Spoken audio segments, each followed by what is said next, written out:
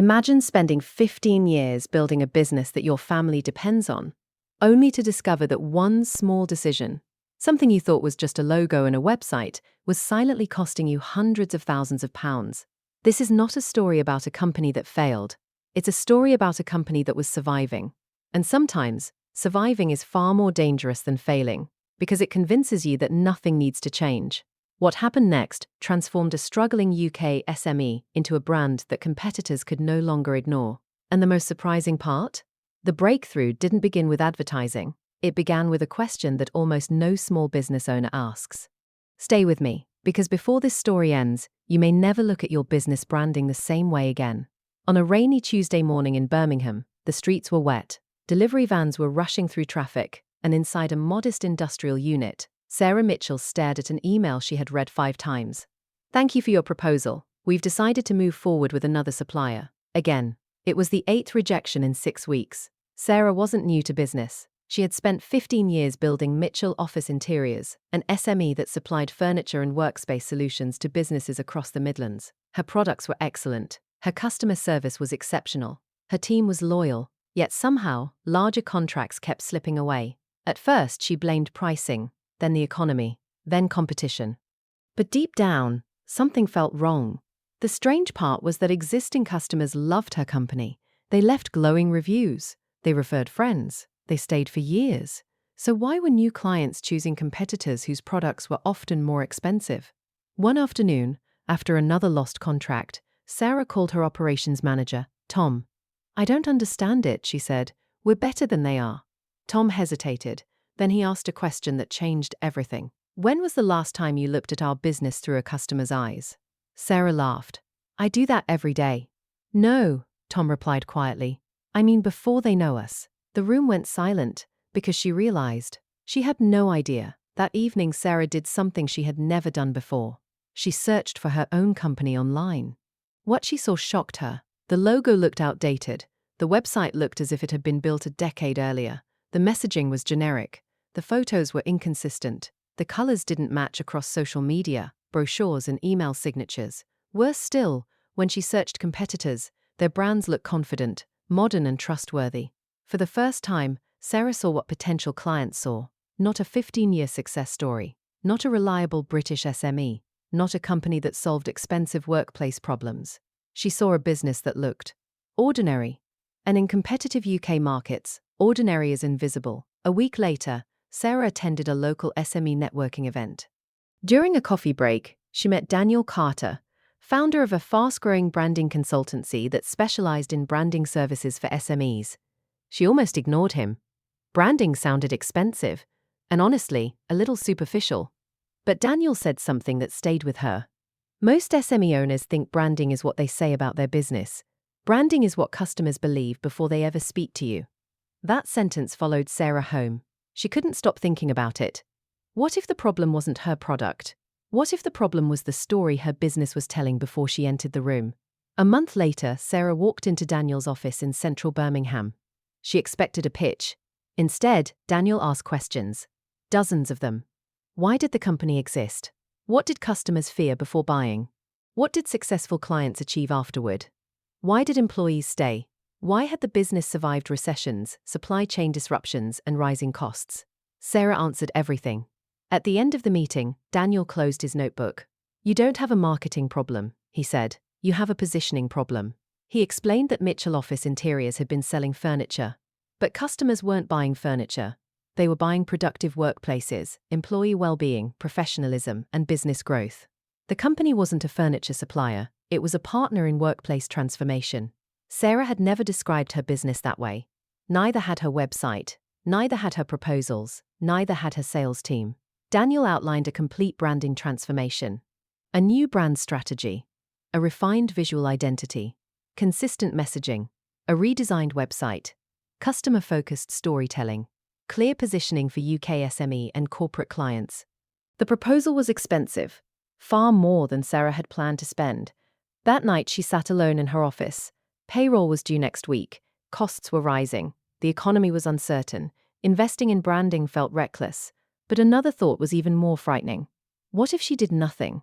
If this story is making you rethink the way customers see your business, Take a second to like this video.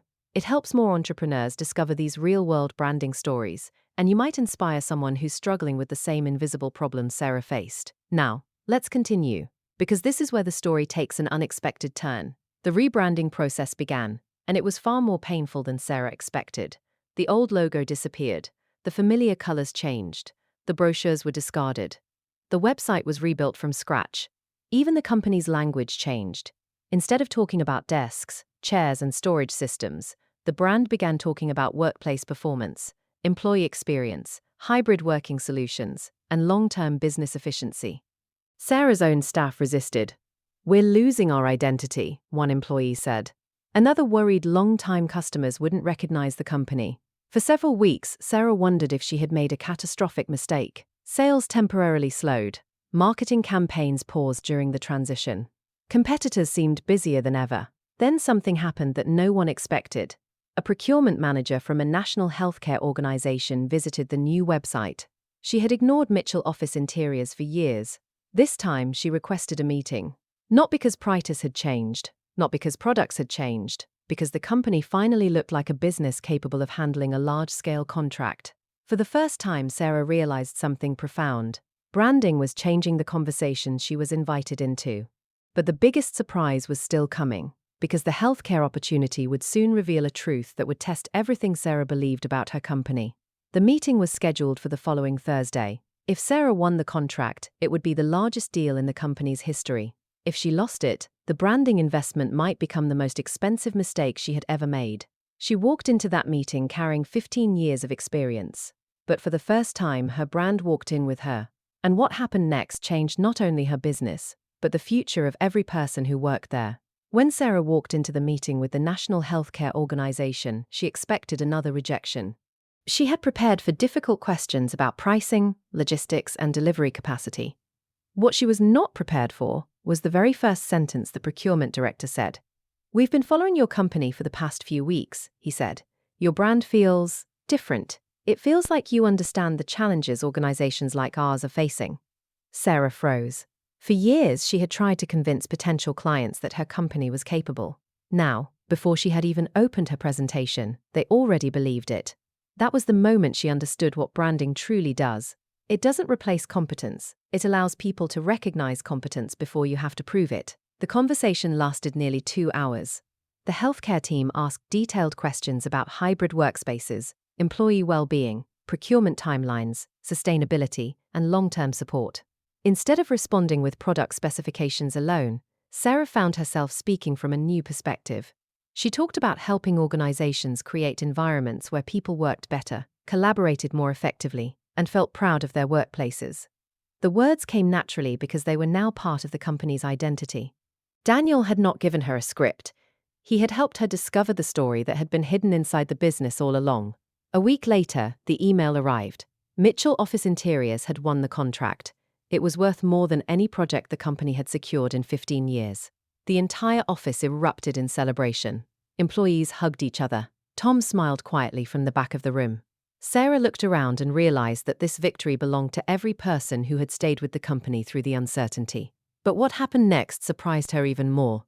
Winning the contract did not simply increase revenue. It changed the way the market viewed the company. Within 3 months, new inquiries began arriving from businesses Sarah had spent years trying to reach: corporate offices, architectural firms, property developers, educational institutions. Many of them said the same thing. "We've seen your brand, not your brochure, not your price list, not your sales pitch. Your brand." Recruitment became easier because talented employees wanted to work for a company that looked ambitious. Partnership opportunities increased. Media invitations appeared. Industry events requested speakers from the company. Even existing customers began purchasing larger projects because they now viewed Mitchell Office Interiors as a strategic partner rather than a supplier. One afternoon, Sarah received a call from a competitor she had admired for years. They wanted to collaborate on a major regional project. She laughed after hanging up the phone. The same competitors who had once seemed untouchable were now treating her business as an equal. All because the company had finally aligned what it looked like with what it truly was. Several months later, Sarah invited Daniel to the office for coffee. She wanted to thank him. "You were right," she said. "Branding changed everything." Daniel smiled but then shook his head. No, he replied. Branding revealed everything. Sarah looked puzzled. Daniel continued. Your company was already capable. Your team was already talented. Your customers already trusted you. The value existed long before I arrived. Branding simply removed the fog that was hiding it. That sentence stayed with Sarah for years, because she began noticing the same pattern everywhere. Family businesses with incredible craftsmanship but forgettable identities. Manufacturing SMEs with world-class quality but outdated positioning. Service companies solving expensive problems while presenting themselves as inexpensive vendors. The issue was rarely the product. The issue was perception, and perception determines opportunity. She started speaking at local business events across the UK, sharing her experience with other SME owners. Again and again, she saw the same expression appear on their faces. Recognition. They were not struggling because they lacked value. They were struggling because the market could not clearly see that value.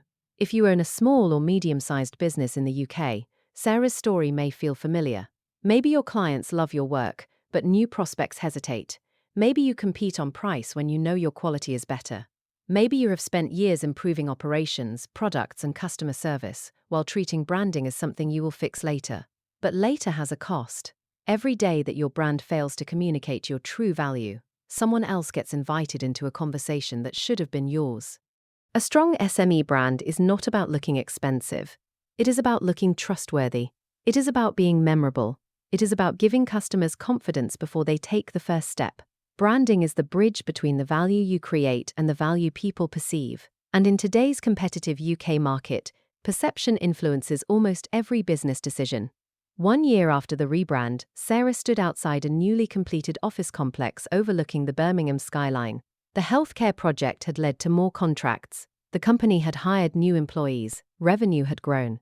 Confidence had returned. Tom walked over and handed her a framed copy of the company's old logo. She laughed. Should we throw it away?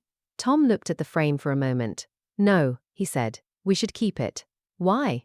Because that logo reminds us that we were always capable. We just hadn't learned how to show the world who we really were. Sarah looked back at the building behind her. 15 years of hard work had not been wasted. It had simply been waiting for a brand strong enough to carry it. And that is the real lesson of this story. The greatest opportunity for many UK SMEs is not becoming a different business. It is becoming a business that the market can finally recognize, trust, and remember. If Sarah's journey inspired you, like this video, share it with another business owner, and leave a comment telling me which part of the story felt most familiar to you. And if you want more powerful stories and practical strategies on branding, marketing, and growing SMEs in the UK, subscribe to the channel and turn on notifications. Because the next story might be the one that changes your business forever.